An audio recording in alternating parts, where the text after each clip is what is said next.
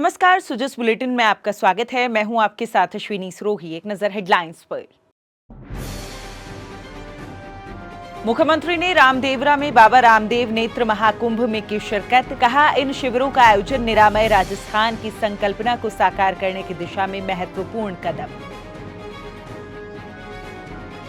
प्रदेश में हो रही निरंतर बारिश के चलते प्रशासन अलर्ट। आपदा की स्थिति में राज्य स्तरीय हेल्पलाइन नंबर 1070 और 112 पर करें संपर्क।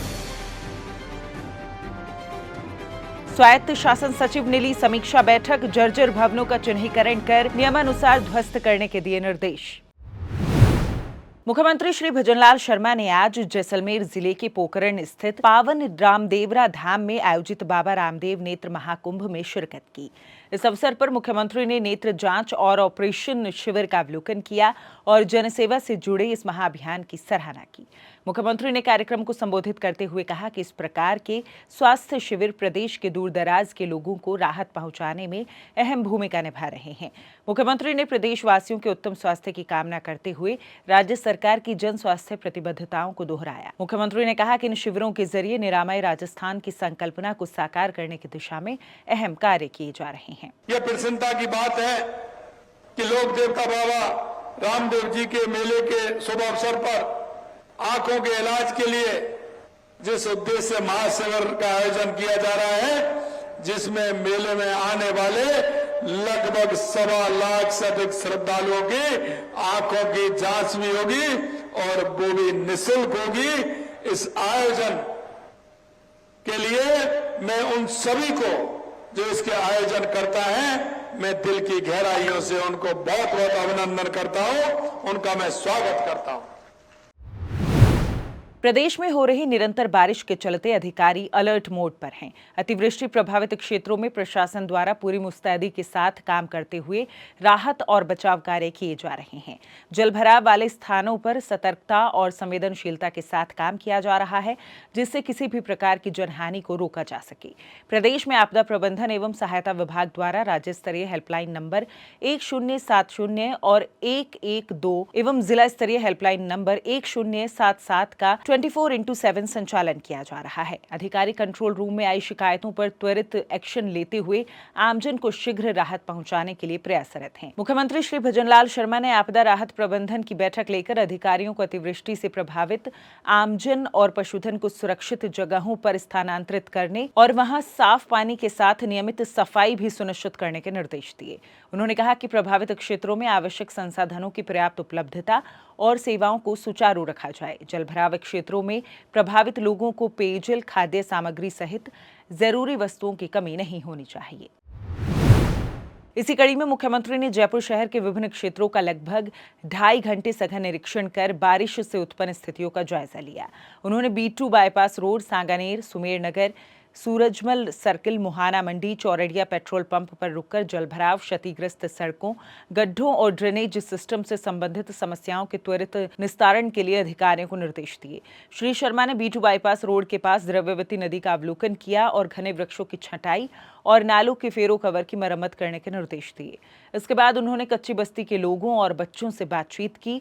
साथ ही अधिकारियों को निचले क्षेत्रों में जल निकासी तथा आपात स्थिति में वहां के निवासियों के लिए भोजन व पेयजल की व्यवस्था करने के लिए भी निर्देशित किया। मुख्यमंत्री ने सांगानेर स्थित कैंप कार्यालय में लोगों से मुलाकात की और शहर के जलभराव वाले स्थानों के संबंध में जानकारी ली। मुख्यमंत्री श्री शर्मा ने कहा कि हमारी सरकार ये सुनिश्चित कर रही है कि बारिश से उत्पन्न स्थिति में जनता को किसी भी प्रकार की परेशानी नहीं हो। इसके लिए अधिकारियों को अलर्ट मोड पर रहने के निर्देश दिए गए हैं। आमजन को सुरक्षित और सुगम जीवन प्रदान करने के लिए राज्य सरकार प्रतिबद्ध है। राज्य में संभावित भारी बारिश के मद्देनजर स्वायत्त शासन विभाग के शासन सचिव श्री रवि जैन ने आज राज्य स्तरीय बैठक लेकर तैयारियों की गहन समीक्षा की। इस बैठक में उन्होंने समस्त नगरीय निकायों के उच्च अधिकारियों को सतर्क रहते हुए त्वरित कार्यवाही सुनिश्चित करने के निर्देश दिए। श्री जैन ने बैठक में विशेष रूप से जर्जर भवनों की पहचान और उन्हें गिराने के लिए चलाए जा रहे राज्य स्तरीय अभियान की प्रगति की समीक्षा की। श्री जैन ने बताया कि राज्य सरकार के निर्देशानुसार राज्य के 224 नगरीय निकायों में अब तक कुल 2699 जर्जर भवनों की पहचान की जा चुकी है और इन्हें नियमानुसार सील व ध्वस्त करने की कार्यवाही प्रगतिरत है।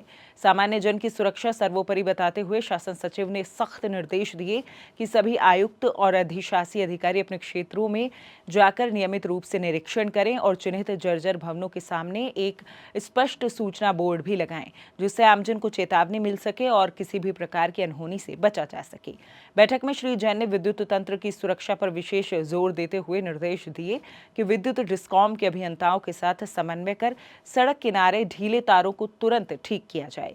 श्री जैन ने सभी निकायों को निर्देशित किया कि वे समयबद्ध कार्रवाई सुनिश्चित करें और जन सुरक्षा को प्राथमिकता देते हुए अपने अपने क्षेत्रों में संभावित खतरों को जल्द दूर करें। बैठक में हरियालो राजस्थान के तहत करवाए जा रहे पौधारोपण के कार्यों की भी समीक्षा की गई। बारां जिले में लगातार हो रही भारी बारिश के बीच जिला प्रशासन पूरी तरह सक्रिय है। जिला कलेक्टर श्री रोहिताश्व सिंह तोमर मौसम के हालात को देखते हुए आमजन की सुरक्षा और दैनिक जीवन में आ रही बाधाओं के निराकरण को लेकर प्रतिदिन ग्रामीण व शहरी क्षेत्रों का दौरा कर रहे हैं। बुधवार को उन्होंने किशनगंज एवं शाहबाद ब्लॉक के विभिन्न क्षेत्रों का निरीक्षण कर बाढ़ और जलभराव की स्थिति की समीक्षा की। निरीक्षण के दौरान जिला कलेक्टर ने मौके की वास्तविक स्थिति का अवलोकन कर संबंधित अधिकारियों को आवश्यक दिशा निर्देश दिए।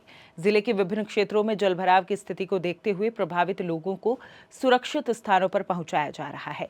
प्रशासन द्वारा राहत शिविरों में भोजन, पेयजल, राशन और आवास की समुचित व्यवस्था की गई है। घोघरा गांव स्थित राजकीय प्राथमिक विद्यालय में अनुपयोगी भवन को जर्जर बताते हुए ग्रामीणों ने इसे गिराने की मांग की।